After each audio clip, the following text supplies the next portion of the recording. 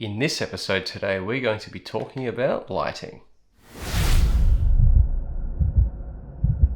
Thanks for clicking on today's episode. Remember to like and subscribe. So today we're going to be talking all about lighting, specifically a 3-point lighting setup, because I just think it's the best looking setup for YouTube. It provides a bit of depth, it lights you up nicely, allowing for a little bit of shadows, and it looks really nice.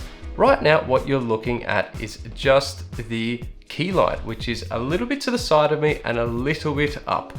I don't want to get too technical in this video because you don't really need to get that technical with this sort of stuff. You just need to have things in the right place.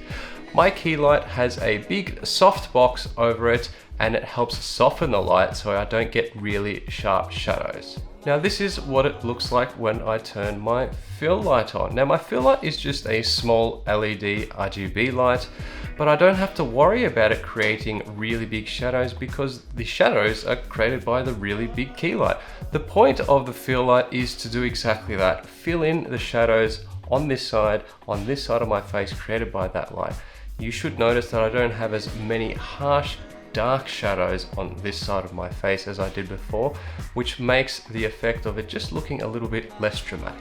Now what I've switched on now is the backlight, and that's behind me, hence the name backlight.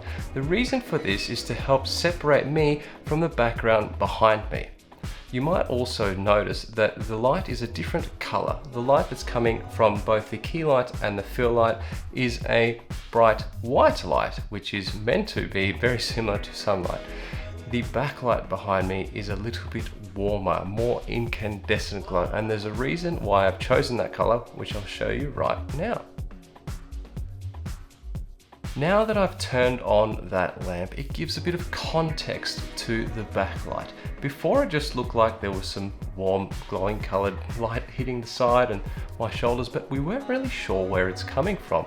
Now that I've got that lamp there, it looks like it's coming from that lamp, which just kind of makes a bit more sense to our brains. Now this is a 3-point lighting setup, and there should be some fancy diagram popping up right now. You have your main key light, which is lighting up majority of the scene. You have your fill light, which is quite a bit dimmer and all it's doing is filling in those shadows. And you have the backlight, which is separating the person or the object from the background behind them. Now you can mess around with height and angles of each of these to show off different features or show off different aspects of the scene, but you generally don't want to change it too much when it's just filming a person. Now you might be thinking, Dean, do I need all of these lights? The answer is absolutely not.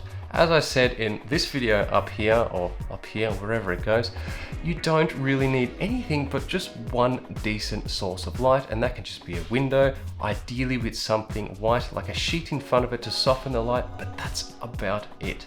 If you do have the budget and you do have the time to set this sort of lighting setup, well, it can look like this. And if that's what you like, this is what you need to do that.